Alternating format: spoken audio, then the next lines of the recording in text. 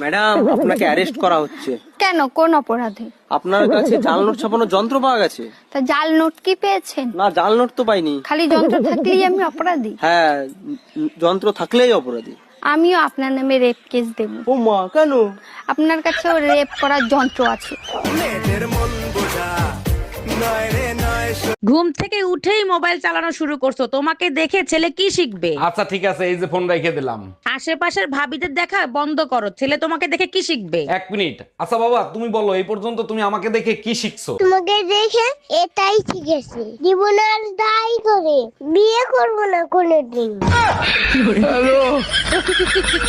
তোমার সাথে বিয়া না হয়ে একটা গাছের সাথে বিয়া হইলেও শান্তি পাইতাম। তাইলে একটা গাছের কাহিনী শোনো। একটা গাছের সাথে সবসময় একটা গাধা বান্ধা থাকতো। এই কষ্টে গাছটা মরে গেল। মরে যাওয়ার পর যখন গাছ দেখতে পাইলো তার কাঠ দিয়ে সংসদ ভবনের চেয়ার বানানো হয়েছে, তখন গাছটা বলল, শালা মইরেও শান্তি নাই। Excuse me. জি ভাইয়া, বলেন। আপনি না অনেক কিউট। তাই নাকি? Thank you. আচ্ছা, আপনাকে পটায় আই লাভ ইউ বলবো না আই লাভ ইউ বলে পটাবো? আপনাকে গালি দিয়ে থাপড়াবো না থাপড়ায় গালি দিব?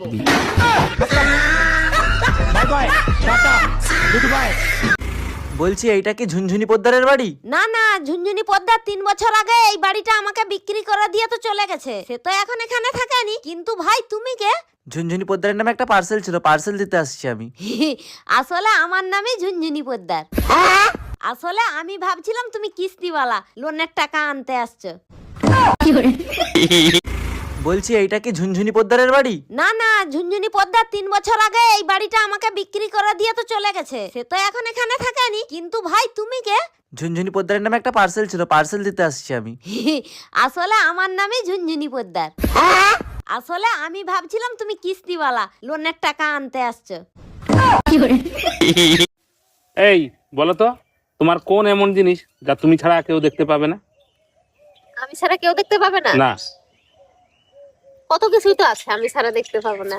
না, তুমি ছাড়া আর কেউ দেখতে পাবে না। কেউ দেখতে পাবে না? তোমার এই জিনিস তুমি ছাড়া আর কেউ দেখতে পাবে না। আমার বুদ্ধি? না, হলো না। তাহলে কি আমি জানি না। বন্ধুরা তোমরা বলো তো কি হবে? তুই কি আমার বিয়া করবি? কারে? আমারে? জীবনেও না। মেলা দিন প্রেম প্রেম খেলা খেলতেছ, বিয়া কর। আর বিয়ে করে আমরা প্রেম বুঝে বেশি। ও, তুমি মাগনা মাগনা হারা জীবন প্রেম করে যাবা, বিয়ার কথা বলে তোমার আগুন লাগে? তোর সংসার নেই, তুই থাক, গেলাম আমি বাপের বাড়ি। যাও, কিন্তু যাওয়ার আগে সুমন ফকিরের 600 টাকা দিয়ে যাইও। কিসের টাকা? আমি তো তার কাছ থেকে কোনো টাকা ধার আনি নাই। তোমার জন্য একটা তাবিজ আনছিলাম, বলছিল তাবিজে কাজ করলে টাকা দিয়েন। কি তুই আমারে তাবিজ করছিলি? আচ্ছা ম্যাডাম, আপনার বর এত কালো, আপনার কোনো লজ্জা লাগে না?